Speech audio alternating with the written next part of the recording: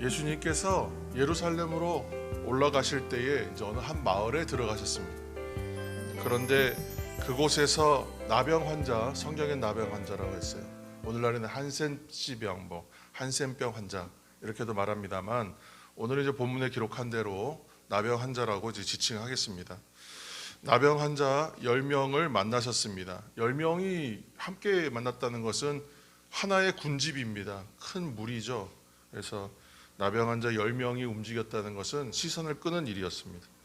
오늘의 본문에 기록한 대로 나병은 오늘 이제 여러 종류의, 오늘날은 그렇죠, 여러 종류의 항생제와 치료법이 좋아졌기 때문에 지금 어떤 기록에 의하면, 어떤 통계에 의하면 아마 30년 안에는 지구상에서 이 나병 자체가 아예 없어질 거다라고 이제 얘기할 정도로 지금은 발전된 그런 항생제 치료법에 의해서 유전되지 않고, 일단은 이 병은 유전되는 병이 아니고 또 전염력도 굉장히 약하다고 해요. 그래서 치료를 받기 시작하면 거의 전염되지 않습니다. 그리고 아주 이제는 정말 이렇게 심각한 질병으로 여기지 않아도 될 정도로 그렇게 많이 이제 약해진 것입니다. 그렇지만 고대의 사람들에게 있어서 이 나병은 불치의 병이었다. 나병에 걸린 환자는 그 겉으로 드러나는 심각한 증상들 때문에 사람들에게 외면과 기피의 대상이 되었고 두려움의 대상이었습니다. 특히 환자의 몸에서 역한 냄새가 나고 이 손가락이나 발가락 같은 말단 부분들이 먼저 타격을 받고 그 부분들이 썩어서 떨어져 나가기까지 하니까 사람들에게 얼마나 이것이 무서운 질병이고 또 형벌과 같은 질병이 아니었겠습니까? 고대 사회에서는 그래서 이 병을 가리켜서 하늘의 벌을 받았다, 천벌을 받았다, 또는 저주를 받았다, 그렇게까지 여겼습니다. 유대 사회도 예외는 아니라서 이 나병 환자들은 죄로 인한 병이다, 이 병은. 그래서 이제 부정한 것으로 여기고, 기본적으로 가장 중요한 것은 유대인들에게는 공동체 생활인데, 공동체 생활이고 제사에 참여하는 것입니다. 예배에 참여하는 것. 성전 예배에 참여할 수 있어야 됩니다. 그런데 여기서부터 제외되고 배제가 돼버리고 격리가 돼버립니다. 그러니까 이 사람들과의 또 접촉하면 안 된다. 그래서 사람들이 인근에 있을 때, 근처에 갈 때에는 그 사람들과 닿거나 이제 그러면 또 안 되기 때문에, 부정하기 때문에 사람들 근처 지나가려면 성경에 보면 옷을 찢은 채로 머리를 풀고 윗입술을 가리고 부정하다, 부정하다, 나는 깨끗하지 않다, 그렇게 외치면서 다른 사람들에게 경고해야 되는 그러한 참 안타까운 그런 인생을 살아야 되는 질병이었습니다. 당연히 공동체가 살고 있는 마을에 들어오는 것은 늘 거절당하는 입장이었고, 어떤 기록에 의하면 돌로 위협을 받았다 그래요. 가까이 오지 말라는 것이죠. 그래서 쉽게 이제 돌로 치거나 이랬던 것은 약간 좀 과장된 이야기들이고, 돌로 위협을 했다는 이 기록도 있습니다. 그래서 이들은 먼저는 질병의 고통으로 인하여 본인이 고통스럽고, 또 사회적 단절당하기 때문에 또 고통스럽고, 아마 내면의 상처까지 하면 아주 굉장히 힘들고 어려운 인생을 살았다는 것은 미루어 짐작할 수 있습니다. 오늘 말씀에는 이처럼 불행한 인생을 살던 10사람의 이 나병 환자가 예수님을 만나서 놀랍게도 병을 깨끗이 고침을 받는 치유의 이야기가 기록되어 있어요. 그래서 오늘 이 이야기를 통해서 우리는 감사하는 생활이 무엇인가에 대해서 좀 묵상해가는 시간이 되기를 축복합니다. 성도 여러분, 오늘 이야기 속에서는 10사람의 나병 환자 이야기가 나오는데, 이들의 인생에서 발견하는 여러 가지 점이 우리들의 인생에서도 발견할 수 있는 점과 너무 닮아 있다는 것을, 공통점을 발견하게 됩니다. 첫 번째로 이들은 끔찍한 질병으로 인해서 고통받는 사람이었다는 것이에요. 나병 환자들은 이 질병으로 인하여 무기력하게 매일을 살아갈 수밖에 없었습니다. 친구나 가정이나 사회에서 완전히 소외되어서 외롭게 살아가고 있었습니다. 그런데 우리들이 살아가는 일반적인 인생도 그러한 면이 있다는 거예요. 상황은 좀 다를지라도 고통과 무기력과 소외와 고독의 문제들을 겪습니다. 두 번째로 그들은 자신의 그 불행한 삶에서 벗어나기 위해서 나름대로의 최선을 노력을 했다는 거예요. 우리들도 문제가 발생하면 어떻게든지 해결하려고 애쓰는 것처럼 이 환자들도 그랬다는 거예요. 비록 나병에 걸려서 불행한 삶을 자기들이 살고 있지만, 무기력했지만, 그러나 운명에 완전히 항복할 수 없어서 어떻게든지 해보려고, 때로는 신앙으로, 때로는 믿음의 방법으로 아마 노력을 했을 거라는 것이죠.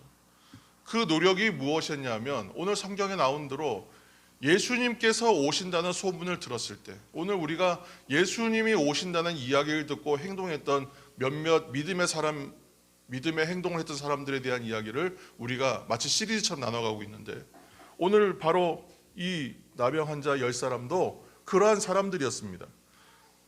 어떻게든지 신앙으로 믿음으로 이겨보고자 할 때에 예수님이 오신다는 소문을 들어요. 그리고 사람들의 시선과 경멸과 어떤 외면과 거절하는 그 사람들 속으로 갈 수밖에 없는 거예요. 그래서 위협과 반대를 무릅쓰고 마을에 들어갑니다. 그리고 예수님께 다가간 거예요. 사람들 근처에 가면 어떤 일이 벌어진다고요? 어떤 사람은 가까이 오지 말라 하는 뜻으로 돌을 들기도 했다는 거예요. 실제로 돌로 위협하기도 하는 그런 일들이 있었다는 겁니다. 한 사람도 아니에요. 무려 10명이나 되는 무리가 움직입니다. 사람들이 얼마나 혐오스럽게 여기면서 부정하게 보면서 그들을 외면했을까? 우리가 쉽게 알 수 있죠. 절대 호의적이지는 않았을 거라는 거예요.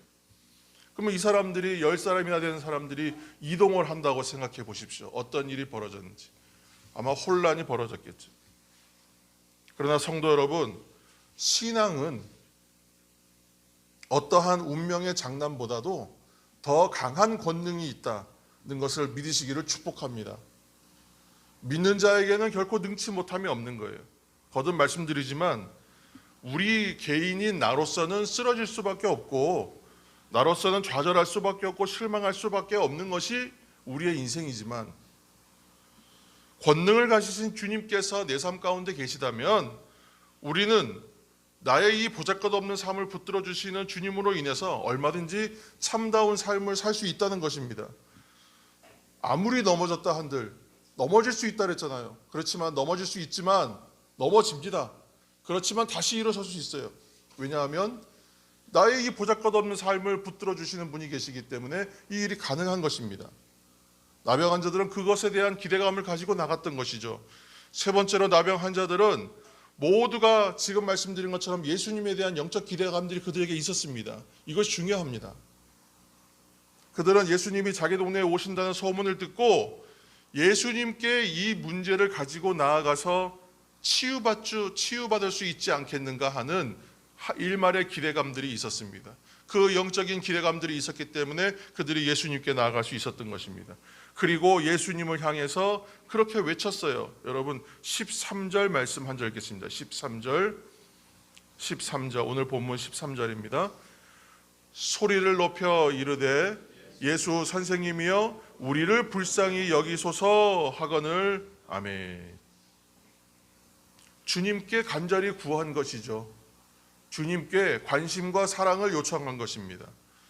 자신들을 불쌍히 여겨달라고 그렇게 외쳤어요. 간청했습니다. 지금 나병 환자들이 이 바램과 그 외침과 또 그 외침에 대해서 즉시로 응답하시지 않으면 거듭하여 불렀을 것입니다. 그러면 이것은 무엇과 닮아 있어요? 바로 기도와 닮아 있어요. 이 바램과 소원과 간구의 말로 기도가 아니겠습니까? 기도는 주님을 향해 이러한 믿음을 가지고 주님의 사랑을 구하는 것이기 때문에 이것은 기도가 맞아요. 그리고 그들이 이렇게 간청하면서 기도하였다면 그 다음 행동들은 무엇이었냐면 예수님 말씀에 대하여 그들이 전적으로 순종했다는 것입니다. 여러분 14절 말씀입니다. 14절 보시고 이르시되 가서 제사장들에게 너희 몸을 보이라 하셨더니 그들이 가다가 깨끗함을 받은지라. 아멘. 사실 이 말씀 우리는 이 행간들을 쉽게 읽어가지만 이것이 간단한 이야기는 결코 아닙니다. 여러분 잘 묵상해 보십시오. 예수님께서 그 자리에서 내 믿음이 너를 구원하였다. 가라, 평안히 가라. 그렇게 말씀하셨으면 훨씬 쉬웠을 거예요. 그 즉시로 말씀하셔서 그 자리에서 병을 치유해 주셨으면 이 이야기는 더 읽을 것도 없습니다. 그냥 놀라운 치유의 기적하고 넘어갈 수 있는 부분이에요. 그런데 예수님께서 그 환자들을 그 자리에서 즉시로 고쳐주시지 않고 이렇게 한마디만 하신 거예요. 가서 제사장들에게 너희 몸을 보이라. 이렇게 말씀하셨단 말이죠. 우리가 기도할 때도 마찬가지지 않겠습니까? 우리가 주님 이러한 문제가 있습니다. 이러한 문제들에 대하여 응답하여 주옵소서 기도해서 그 문제에 대하여 즉시로 응답하시지 않으면 우리는 응답 못 받았다고 생각해요. 그런데 지금 어떤 A라는 문제를 우리가 기도했는데 A에 대한 응답으로 A-가 오지 않고 B라는 대답을 하시면 이것이 도대체 무슨 뜻이냐 하고 우리는 의아하지 않겠어요? 그런데 오늘 자, 내가 너희들을 치유하였다, 치유받았다, 가라가 아니라 제사장들에게 가서 너희 몸을 보여라. 지금은 치유되지 않았거든요, 현재로서는. 율법에 의하면 나병은 부정한 병이라고 했죠. 그러니까 예루살렘 성전에 들어가서 예배할 수가 없어요. 예배권이 없어요. 공동체로서 인정받지 못해요. 기본권이 박탈된 것입니다. 그렇기 때문에 사람들과 격리되어 지냈던 사람들이에요. 그런데 그러다가 이 질병이 치유되었다면 누구에게 가야 돼요? 제사장에게 가야 되죠. 가서 나의 다 나은 환부, 또 악성 종양이나 강한 피부병 같은 것도 마찬가지. 가서 그 환부를 보이고 제사장이 판정을 해서 깨끗하게 나았다, 완치되었다라고 인정받아야만 그가 다시 제사가 회복되고 공동체로서 회복이 일어나게 되죠. 그래서 예수님께서 지금 제사장들에게 가서 너희 몸을 보이라 이렇게 말씀하셨을 때는 질병이 나은 상태가 전혀 아니었습니다.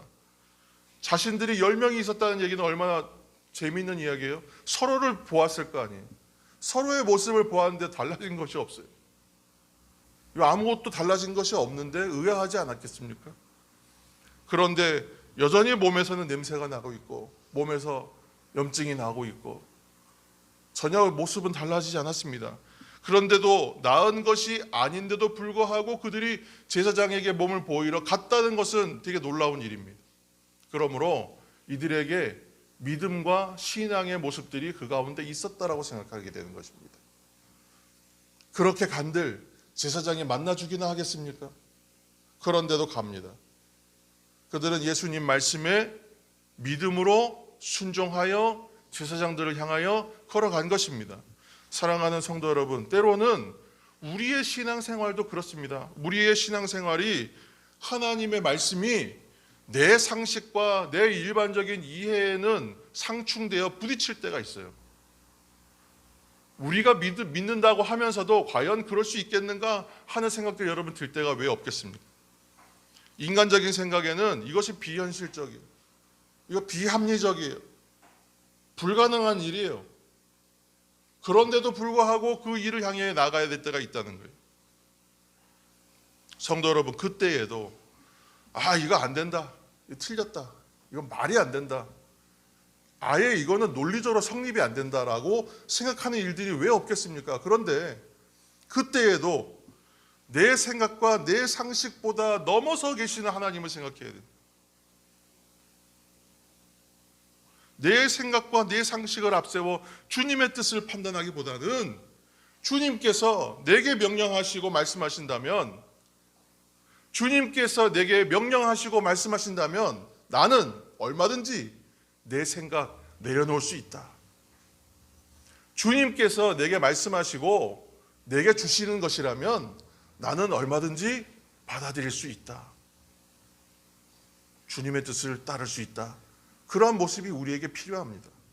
넷째로 이 10사람의 특징이 뭐냐면 모두가 나음을 입었다는 거예요. 좀 믿음이 큰 사람, 작은 사람 있지 않았겠습니까?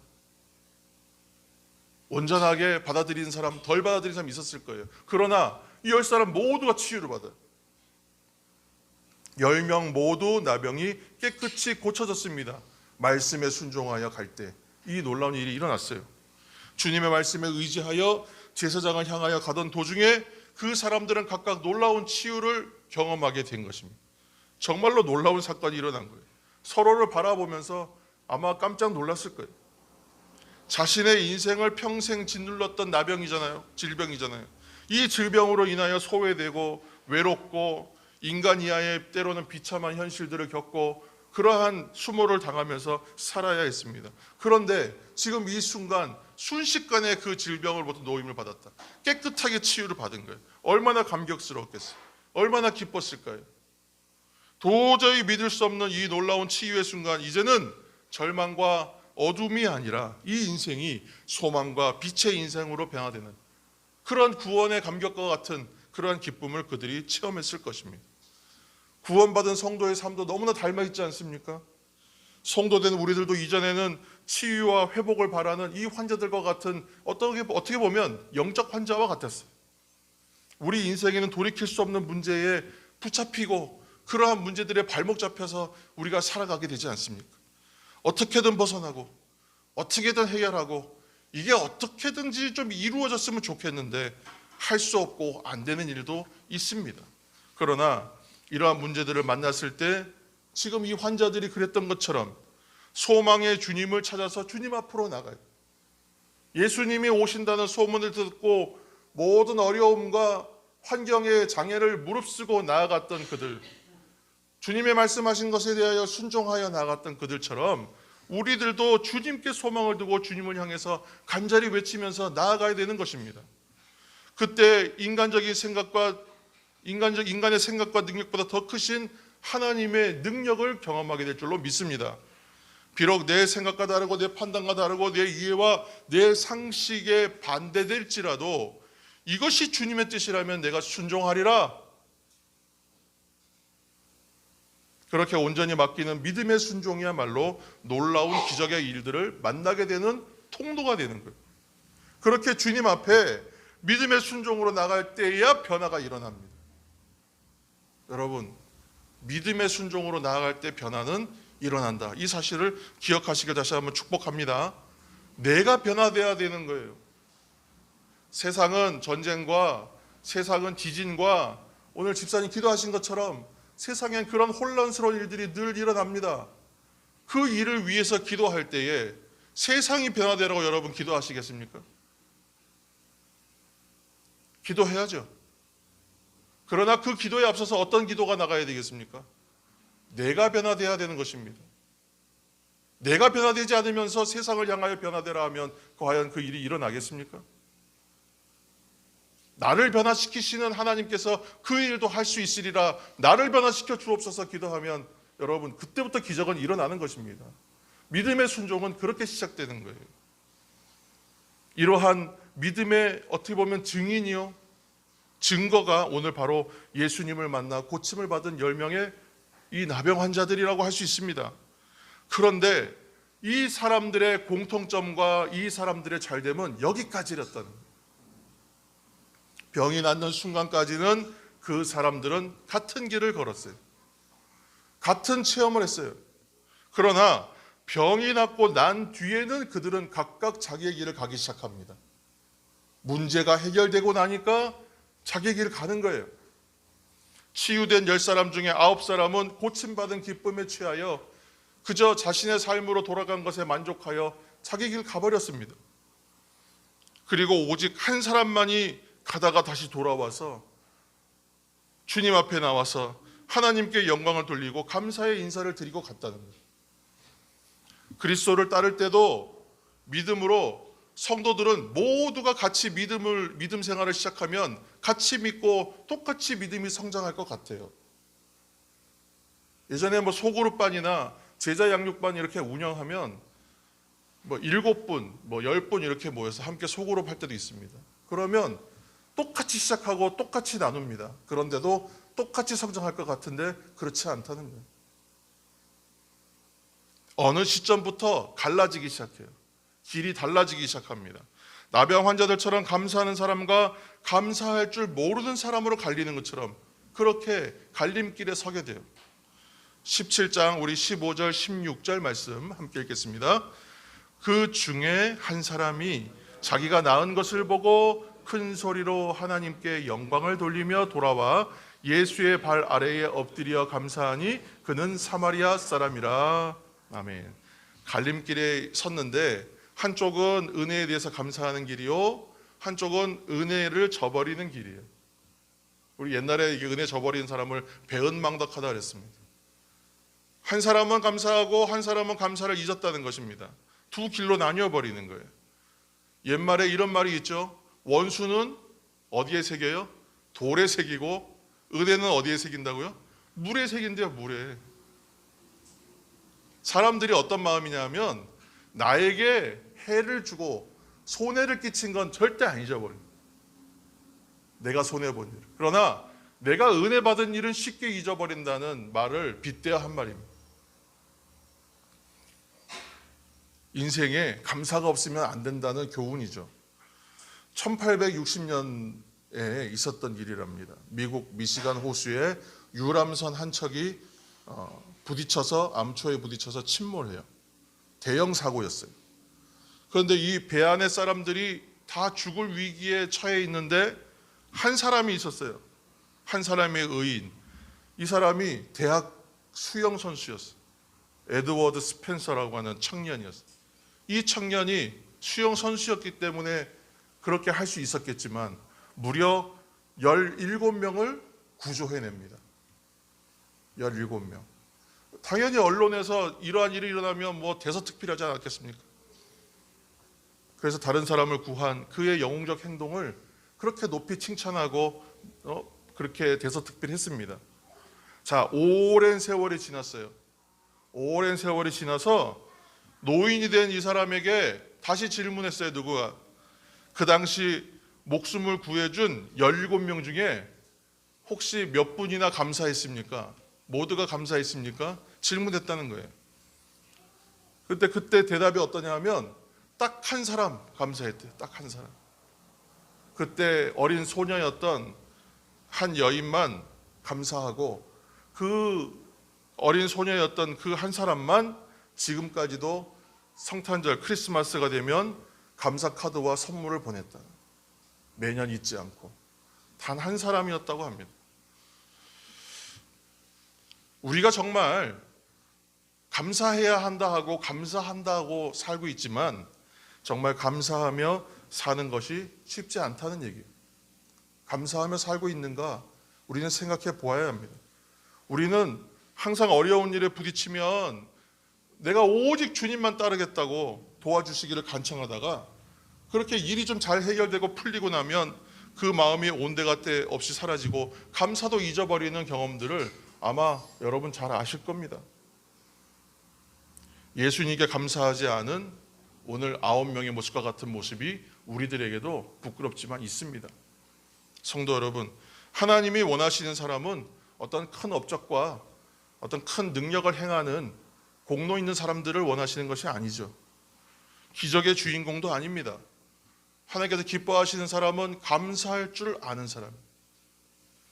하나님의 은혜와 복을 계속 누리기 위해서는 마치 대나무가 자라감에 따라서 마디를 남기는 거죠. 매듭을 지었기 때문에 모든 절기 때마다의 매듭을 짓기 때문에 한 해가 지날 때마다 마디가 생기는 것처럼 그렇게 감사의 흔적의 마디를 남길 수 있어야 합니다. 그래야 복을 누릴 수 있어요. 자신의 인생을 구원해 주신 은혜에도 불구하고 9사람은 은혜에 대한 감사마저도 잊어버렸습니다. 오직 감사하는 사람은 단 한 사람뿐이었다는 것을 여러분 기억하시기를 축복합니다. 한 사람뿐이었습니다. 17절 말씀입니다. 예수께서 대답하여 이르시되 10사람이 다 깨끗함을 받지 아니하였느냐? 그 9은 어디 있느냐? 아멘.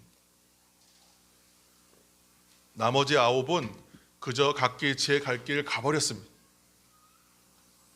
말씀드렸지만 사람들은 자신이 받은 손해는 철저히 기억하면서 마음에 새겨두면서 내가 받은 은혜, 내가 받은 고마운 마음, 내가 받은 어떤 도움은 쉽게 잊어버린다. 성경에서는 은혜를 저버림으로 인하여 완전히 실패한 인생에 대한 예시들이 많습니다. 그 가운데 한 사람 예수님의 제자 중에 가룟 유다가 있어요. 가룟 유다야말로 대표입니다. 3년 반 동안 예수님의 제자로서 신뢰와 은혜를 입고 제자 공동체의 재정 책임을 맡았던, 예수님으로부터 중책을 맡았던, 예수님께서 기대했던 사람 중에 한 사람입니다. 그러나 그가 마지막에 예수님을 은 30에 팔아버리고 맙니다. 은혜를 저버리고 감사할 줄 모르는 인생의 결과가 얼마나 비참해졌는지 여러분 잘 아실 것입니다. 성도 여러분, 그러나 감사가 있는 곳에는 사랑이 있습니다. 감사가 있는 곳에는 기쁨도 넘칩니다. 감사가 있는 곳에는 신뢰도 넘칩니다. 감사가 있는 곳에 무엇보다 따스함의 온기가 존재합니다.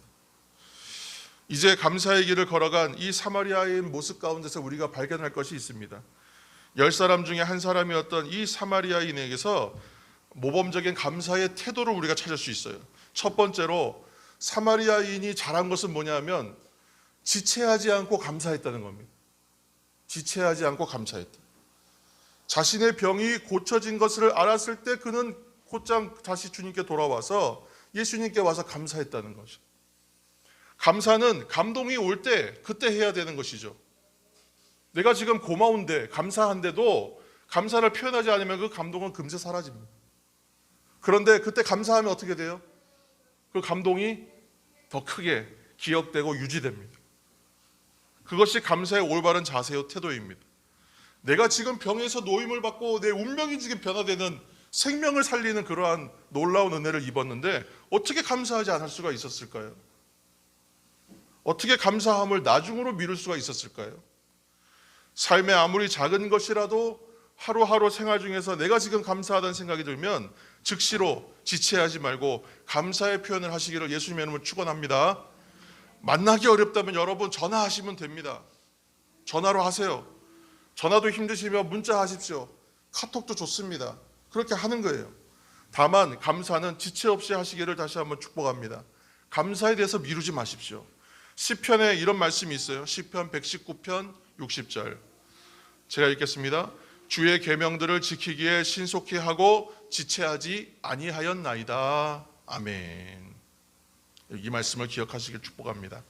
감사의 태도 두 번째는 어디를 향하여 감사하는가가 중요한 거예요. 하나님을 향하여 감사했다는 거예요. 치유받고 이 감사를 표현하는 사마리아 사람은 지금 병을 고쳐주신 예수님에 대한 이해가 깊었을까요? 예수님을 잘 알았을까요? 예수님이 하나님의 아들이시여 독생하신 하나님이시다 이런 사실을 알았을까요? 저분이 우리를 구원하시는 구원주여 구세주여 메시아시다 여러분 확신했을까요? 저는 그렇게 보지 않습니다. 아마 잘 몰랐을 거예요. 다만 소문으로 들어서 이적을 행하시는 분, 선지자 엘리야와 같은 분이야. 이 정도는 알았을 것 같아요. 예수님이 메시아이신지 하나님의 아들이신지 어떠한 분인지 아마도 정확히는 몰랐을 거예요. 그러나 놀라운 기적을 베푸시는 예수님을 향하여 그래서 이렇게 물은 거죠. 예수 선생님이요. 잘 몰라요. 그렇지만 그분을 불렀어요. 그렇지만 이 사람이 잘한 것은 무엇입니까?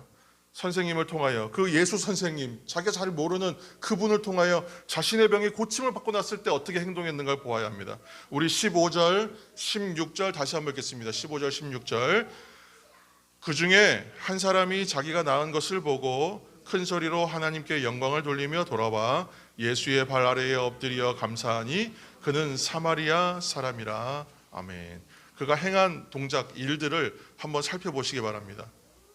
성경은 그가 병이 나은 것을 안 순간에, 깨달은 순간에 먼저 한 일이 뭐냐면 하나님께 큰 소리로 영광을 돌렸다 이렇게 말해요.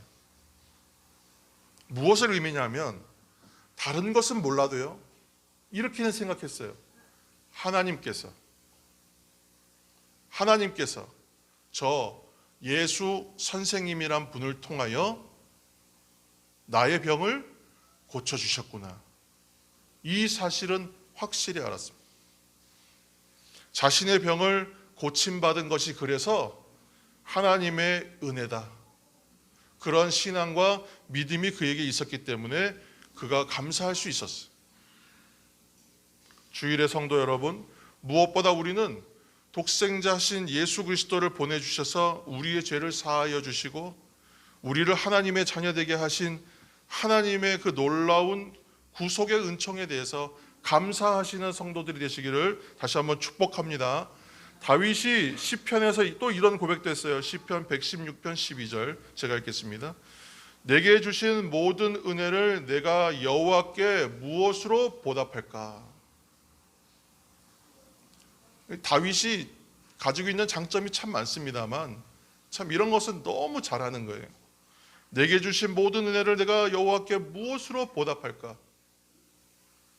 다윗은 자신의 평생 하나님의 주신 은혜가 너무 감격스럽고 너무 좋아서 내가 하나님의 은혜에 대해서 무엇으로 보답할까 하는 그 감사의 자세를 늘 가지고 살았다는 거예요. 그러니까 하나님께서 그러한 다윗을 너무 사랑하셔서 사도행전 13장 22절 하반절 말씀에 보시면 내 마음에 합한 사람이라, 사도행전 말씀 인용했습니다. 내 마음에 합한 사람이라 내 뜻을 누굴 통하여? 다윗을 통하여 다 이루게 하리라. 이렇게 말씀하시는 거예요. 내 마음에 합한 사람이며 내 뜻을 그를 통해 다 이루리라 하시며 상상할 수 없는 놀라운 약속을 다윗과 그의 후손들에게까지 주시는 것입니다. 나병에서 치유받고 주님 앞에 감사했던 사마리아 사람이 받은 선물이 있습니다. 예수님으로부터 받은 새로운 축복.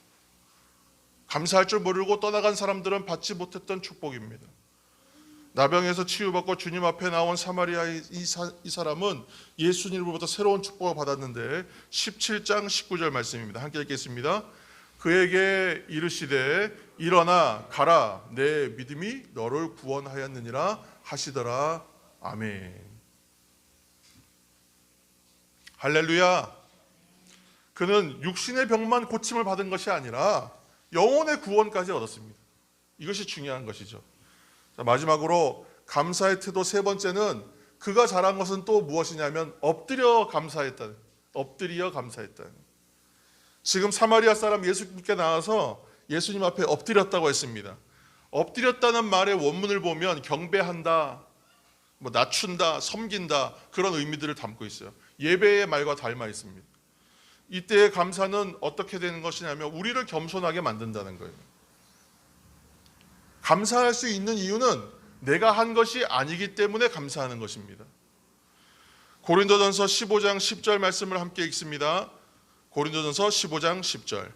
그러나 내가 나 된 것은 하나님의 은혜로 된 것이니 내게 주신 그의 은혜가 헛되지 아니하여 내가 모든 사도보다 더 많이 수고하였으나 내가 한 것이 아니요 오직 나와 함께 하신 하나님의 은혜로라. 아멘. 사도 바울의 고백에서 감사, 은혜에 대한 감사, 은혜에 대하여 하는 감사가 무엇인가 다시 한번 생각하게 돼요. 나의 나된 것이 모두 하나님의 은혜요 지금까지 지내온 것이 모두 다 주의 은혜라. 이러한 영적을 고백을 드리는 감사의 성도가 다 되시기를 이 시간 예수님의 이름으로 축원합니다. 함께 기도하시겠습니다. 하나님의 은혜에 늘 지체 없이 감사하고 즉시로 감사하고 범사에 감사하는 성도들이 결국 주님이 이루실 것에 대하여 믿음으로 감사하는 자리까지 나아가게 될 줄로 믿습니다. 하나님의 은혜에 대하여 지체 없이 감사하고 범사에 감사하는 성도들이 결국 주님이 이루실 것에 대하여 믿음으로 감사하는 자리까지 나아가게 하셔서 하나님과 이웃을 섬기는 시대의 사명을 감당하는 교회와 성도들이 다 되게 하여 주옵소서. 감사가 우리의 사명을 감당하는 은혜의 동력이 되는 줄로 믿습니다. 우리를 감사의 인생으로 감사의 은혜로 살아가게 인도하여 주옵소서. 예수님의 이름으로 기도합니다. 아멘.